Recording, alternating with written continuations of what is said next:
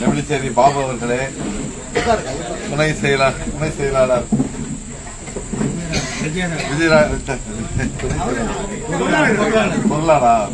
துணை செயலாளர் விஜயராகவன் அவர்களே, பொருளாளர் அவர்களே, எப்பவுமே பூந்தமல்லினாவே கூட்டம்னாவே காத்தும் புயலும் மழையும் வரும் போனது. 2014 இப்படிதான். அது மாதிரிலாம் நல்லா இருந்தது. தலைவர் பேச ஆரம்பிச்சாரு, ஒரே புயலும் மழையும் வர ஆரம்பிச்சு. ஆனா அந்த மழைக்கு மத்தியிலையும் தலைவர் பேசி கூட்டம் நின்றுது பாருங்க. அது மதிமுக தவிர எங்க நடக்காது.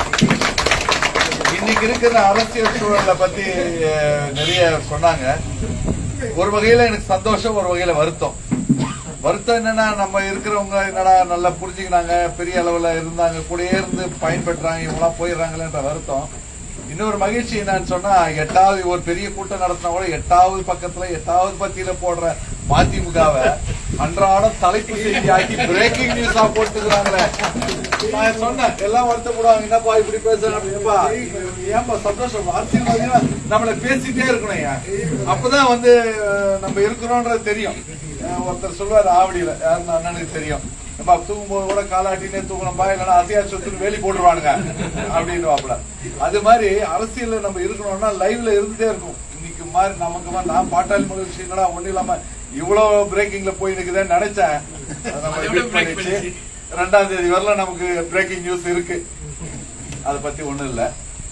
என்ன அப்படின்னு சொன்னா, எதுக்காக நான் இதை வரேன்னு சொன்னா, எதிர்நீச்சல் படத்துல நாகேஷ் மாதுன்னு ஒரு கேரக்டர் நீங்க பாத்துருப்பீங்க. எதிர்நீச்சல் மாதுன்னு வருவான். அவன் ஒரு வெள்ளத்தாளை எடுத்துட்டு ஒரு சின்ன புள்ளி வச்சுட்டு இது என்னன்னு காமிப்பான். கரும்புள்ளிங்க அப்படின்னு. அடப்பாவி, இவ்வளவு வெள்ளையா இருக்குது, இது தெரியல, கரும்புள்ளி மாத்திரம் உங்களுக்கு தெரியலடா அப்படின்னு. அப்படி ஒரு சில இருண்ட பக்கங்களை மாத்திரமே இன்னைக்கு மதிமுகவுடைய இருண்ட பக்கங்களை மாத்திரமே வெளியில தெரிகிறது. வாழ்வாதாரங்களுக்கு போறதெல்லாம் அவன் அநியாயமா மறைச்சிட்டாங்க. அதுவும் இந்த யூடியூபர் வரான்னு எங்க இருந்தா வர்றான்னு நமக்கு ஒன்றும் புரியல. ஒரு யூடியூபர் பேசுறான், அடுத்த நாள் இன்னொரு யூடியூபர் அதே கருத்தை வேற மாதிரி பேசுறான். அப்படின்னா என்ன அர்த்தம் சொன்னா, இந்த இடையில சாயந்தரமா நைட்டோ அவனுக்கு லாபிங் நடந்து ஏதோ பணம் போயிட்டு இருக்குது. இதை நான் ப்ரூஃபா சொல்வேன். ஏன்னா ஒவ்வொருத்தரும் ஒரு கருத்தை இன்னைக்கு சொல்ற கருத்தை நாளைக்கு சொல்றது இல்ல, நாளைக்கு சொல்ற கருத்தை நாளைக்கு சொல்றது இல்ல. அப்படின்னா என்ன அர்த்தம்னா, ஏதோ உள்ளுக்குள்ள நடக்குதுன்னு அர்த்தம். அதுவும் இன்னொருத்த நம்ம கட்சியில இருந்து போய், அதாவது G7 மாநாடு முடிஞ்சு போச்சு நான் நினைச்சேன். இப்ப G7 மாநாடு நடக்குது. இது எங்க நடக்குதுன்னு சொன்னா மதிமுக நடக்குது. ஓரம் கட்டப்பட்டவர்கள், ஒதுக்கப்பட்டவர்கள், டிஸ்மிஸ் ஆனவங்க, சஸ்பெண்ட் ஆனவங்க, பிஆர்எஸ் போனவங்க, இவங்க எல்லாம் 1ஆம் தேதி பெறுகிறாங்க.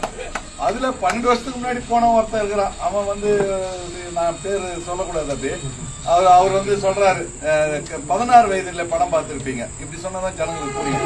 16 வயதுல சப்பானிய நடக்கிற கமல் கிட்ட மயிலா இருக்கிற ஸ்ரீதேவி சொல்லும், எல்லாம் உன்ன சுப்பிரமணியன் தானே கூப்பிடுறாங்க அப்படின்னு. அதுக்கு சப்பானி கமல் சொல்லுவாப்ல, எவன் கூப்பிடுறான், நான் தான் சொல்லிட்டு திரியிறேன்ற மாதிரி. நான் தான் வைகோ பிரபாகரன் கூட்டிட்டு போனேன், நான் தான் அவர் இன்ட்ரோடியூஸ், நீ வந்தானே நீ நேரம் பெரிய ஆளா இருக்கணும்டா, உன்னை எந்த கல்வெட்டிலையும் நீ உன் பேரே கிடையாது, நீ நான் தான் அப்படின்னு சொல்லிக்கிற அப்படின்னு சொல்லு. திருவேங்கடத்துல அவர் திட்டுறதுதான் என்ன கூப்பிட்டாங்க, தலைவர் வீட்டு பக்கத்துல தான். நான் சொன்னேன், ஏன்பா இந்த ஆள்லாம் நீங்க பேசிக்கிறீங்க, இவங்க எல்லாம் ஏன் விளம்பரம் கொடுத்து நிக்கிறீங்க? ஒருத்தன் ஒரு கட்சி விட்டு வந்தானா அடுத்த கட்சிக்கு தான் போவான். ஒரு முறை தான் ஒரு கட்சிக்கு போவான். ஒரு கட்சிக்கு 2 முறை போயிட்டு வந்தவனே நீங்க பேசி வைப்பீங்க. திமுகவுக்கு 2 முறை போனாரு, மதிமுகவுக்கு 2 முறை போனாரு, அதுக்கப்புறம் அதிமுகவுக்கு 2 முறை போனாரு. இப்ப எந்த கட்சியும் சேர்க்கறதுனால உட்கார்ந்து வைகோ திட்டின்னு பவன். ஆமா, தேடி நிற்கிறாங்க. அப்ப அந்த காலத்துல சொல்லுவாங்க, காளிமுத்து தான் எல்லா கட்சிக்கும் போயிட்டு வந்தாரு, ஒரே ஒரு கட்சிக்கு போல, ஏன்னா அங்க போனா சுனத் பண்ணட்டாங்க, அதனால போல அப்படின்னு. அது மாதிரி நிறைய பேர் இருக்கிறாங்க. இன்னொருத்தர் இருக்கிறார், நம்ம கட்சியில போனவர் அண்ணன் அடிக்கடி கூட்டம் போடுவாரு. அவர் கூட்டம் போட்டா அடுத்த மாசம் நான் போடுவேன். அவர் இன்னைக்கு பேச ஆரம்பிச்சிருக்காரு, 10,000 கோடி நான் வைக்க விட்டேன். டேய், நீ தானடா சொன்ன, பவுன் எடுத்து பட்டாலே காது குத்தி, பவுனாலே காது குத்தி, பள்ளிக்கு கூட சாரட் பண்டிகையிலே போகின்ற அளவுக்கு செல்வமும் செல்வாக்கும் படைத்த குடும்பம் என்னுடைய தலைவன் குடும்பம் நீ சொன்னியாடா. அவங்க பாரம்பரியம் 10,000 கோடி, 20,000 கோடி கூட இருக்குது. நீ இன்னும் எப்படி சம்பாதிச்ச? நீ கட்டின வீட்டை எப்படி கட்டின?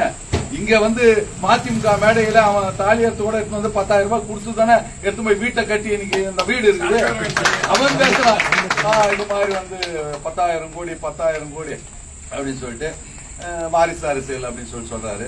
அப்ப அந்த நெறியாளர் கேக்குறாங்க, இது வாரிசு அரசியல்னா பெரிய கட்சியில நடக்குதுல்ல, அது என்ன அதுன்னு கேட்கறாங்க அப்படின்னு பம்முறாப்புல.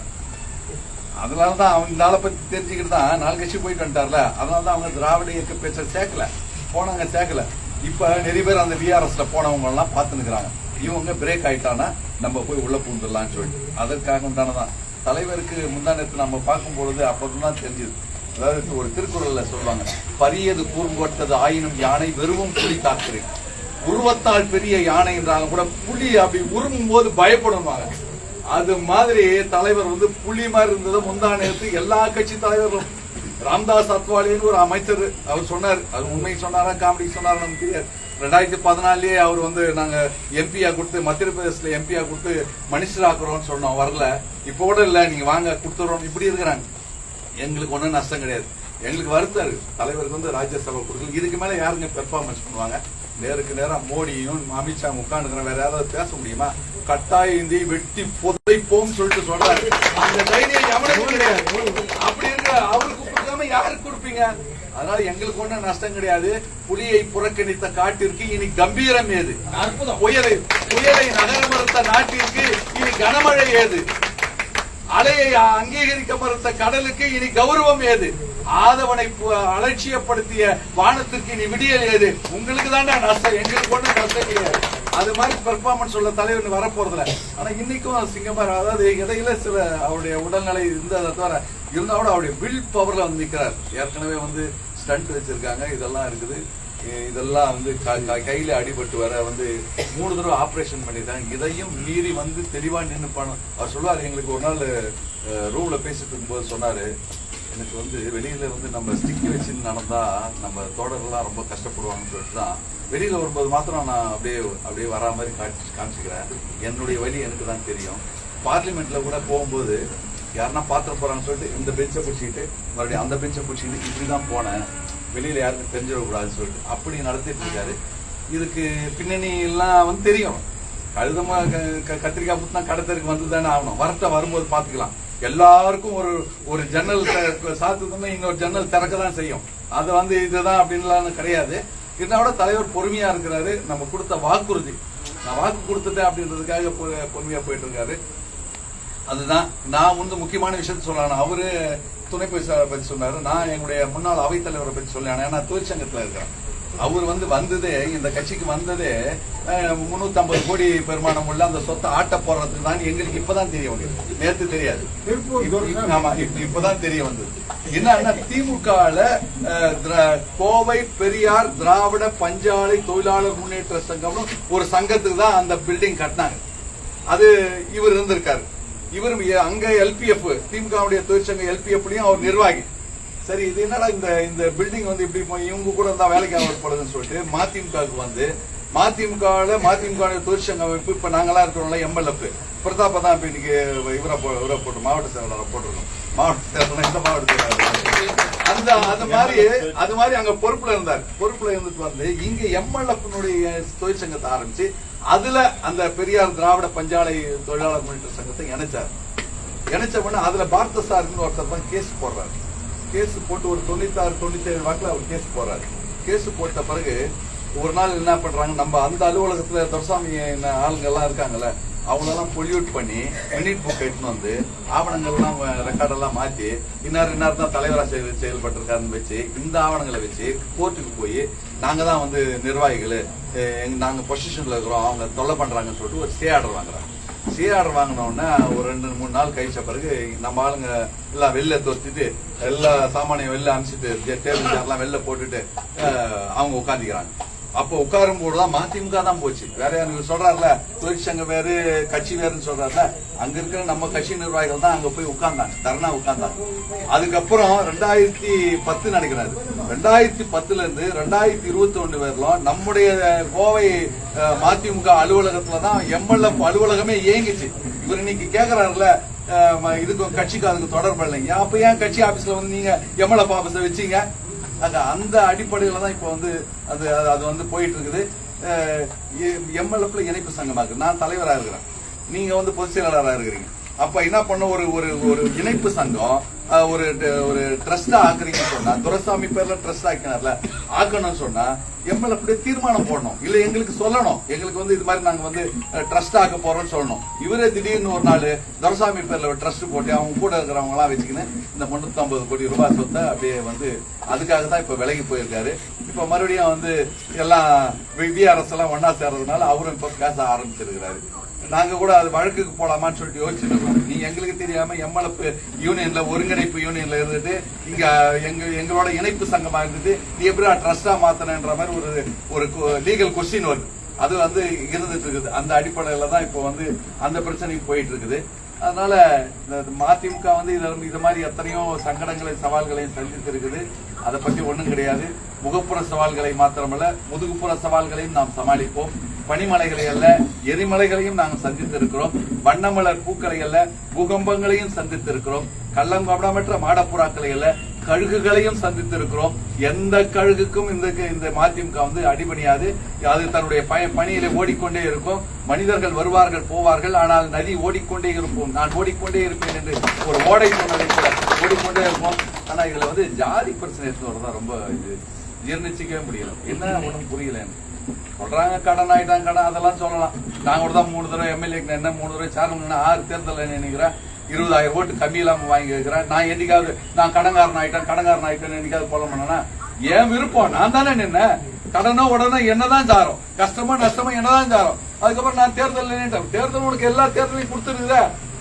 2000 ஜெயிக்கிற தேர்தல் கூட்டணி நல்ல கூட்டணி வரும்போது உனக்கு கொடுத்துருக்குல்ல, எல்லா வாய்ப்பும் உனக்கு கொடுத்துருக்குல்ல. அதுக்கப்புறம் என்ன உனக்கு வாய்ப்பு வேணும்? 2006ல அதிமுக கூட்டணியில உங்களுக்கு கொடுத்தாங்கல்ல.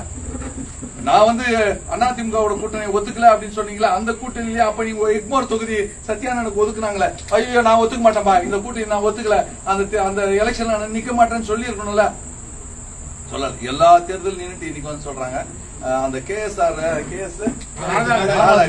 அவர் தான் ஒரு பேட்டியில சொன்னாரு, நான் வடசென்னையை கேட்டேன், அம்மா எனக்கு வடசென்னையை ஒதுக்குது, எனக்காக தான் ஒதுக்குனாங்க, எனக்கு ஏன் தரல? சபாபதி மோனை கொண்டு வந்து அப்ப போட்டாங்க, அவரை போய் சபாபதி அங்கிருந்து போட்டாங்களே, எனக்காக தான் ஒதுக்குனாங்க அப்படின்னு சொல்லிட்டு அவர் இன்னொன்னு பேட்டியில சொல்றாரு. 2 கவுண்டனுக்கு கொடுக்கலாம், 2 வன்னியருக்கு கொடுக்கலாம், 2 பேருக்கு கொடுக்க கூடாது. நீங்க என்னுடைய கம்யூனிட்டின்றதுனால வேணான்னு தலைவர் சொல்லிட்டாங்க. அப்ப 2 பேரு நீங்க நான் இருக்க கூடாதா அப்படின்னு கேட்டாங்க. அப்ப அவரு அந்த கம்யூனிட்டி ஒதுக்கப்பட்டு தானே தலைவர் வச்சிருக்காரு. நிறைய பேர் ஒதுக்கிதான் வச்சிருக்காரு. இவரெல்லாம் சீனியர்னு பார்த்தா திமுக ஒன்றிய செயலர் வந்தார், இவர் தான் சீனியர். நானும் அவர் கூட நகரத்தில் இருந்து நான் தான் வந்தேன், நாங்க தான் சீனியர். இவர் என்னமோ சீனியர் அவருக்கு முதல் கட்சியை மதிமுக தான். எங்களுக்கு வந்து திமுகவோட மிகப்பெரிய பொறுப்பு தேர்வு செய்யப்பட்டார். இன்னைக்கு இருக்கிற மந்திரியை தோக்கடிச்சு அந்த அணியை தோக்கடிச்சு தாங்க நான் நகர செயலாளர். நாங்க தான் சீனியர். நாங்க சொல்ல வேண்டிய டைலாக் நீங்க சொல்லி என்ன சார் நியாயம்? அது அதெல்லாம் ஒண்ணும் நியாயம் கிடையாது. இதெல்லாம் அடுத்தடுத்து வரும், விவாதம் வருது இல்ல. அண்ணன் சொன்னாரு, அதை நான் சொல்றதுக்கு மறந்துட்டேன். அவரு ஜெயிலுக்கு போனார்ல, அந்த பிரச்சனையில பெரிய பிரச்சனையாகி தலைவர் அறிக்கை கொடுத்த பிறகுதான் விவாதத்துக்கு கூப்பிடுறாங்க. அப்ப மதிமுகவோட சேர்ந்த கருணாகரன் சொல்லிட்டு பதவியெல்லாம் போடல, கருணாகரன் இது கைது செய்யப்பட்டிருக்கான்னு என்ன கூப்பிடுறாங்க. அப்ப எனக்கு இது விஷயம் தெரியல. அண்ணனை நான் போன் போட்டு கேக்குறேன், இது என்னென்ன பிரச்சனை நடக்குதுன்னா, இல்லன்னா பணங்களெல்லாம் வச்சுட்டு அதெல்லாம் அப்படியே அழுக விட்டுட்டு அந்த எலும்புகளை வச்சு வியாபாரம் பண்ணிட்டு இருக்காங்க. இப்படி ஒரு நிறுவனம் இருந்தது. அது எந்த மத நிறுவனமோ எல்லா மத சாயம் தான் பூசிக்கிறாங்க. எந்த மத சாயம் பூசினாலும் தவறு தானே. அதை கேட்டதுனால அவர் வந்து 5 நாள் சிறைச்சாலையில் இருந்தார். பெரிய இஷ்யூ. ஆனா உண்மையிலே சொல்லியிருந்தா மதிமுக அந்த இஷ்யூ எடுத்து பெரிய லெவல்ல நம்முடைய ஒன்றிய செயலாளர்கள் நகர செயலாளர்கள் எல்லாம் வர வச்சு வந்திருந்தா இன்னைக்கு பெரிய மவுசு அந்த ஏரியாவில் நமக்கு உருவாகி இருக்கும். அதெல்லாம் இன்னைக்கு திட்டமிட்டு தவிர்த்துட்டாங்க. இருந்தாலும் பரவாயில்ல, நம்ம தெரிஞ்சுக்கணும் யார் இந்த நமக்கு சாதகமாக இருக்கிறாங்க, யார் நமக்கு பாதகமாக இருக்கிறாங்க. எந்த எதிர்நீச்சலையும் போடுவதற்கு மறுமலர்ச்சி திமுக தயாராக இருக்கிறது. எல்லா எதிர்நீச்சலையும் நம்ம வந்து எதிர்கொள்வோம். ஆட்டோடு போவனை யாரும் ஏறெடுத்து பார்ப்பதில்லை. எதிர்நீச்சல் போடுபவனைத்தான் வரலாறு வரவு வைத்திருக்கிறது. மதிமுக எதிர்நீச்சல் போட்டு ஜெயிக்கும். வாய்ப்புக்கு நன்றி, வணக்கம்.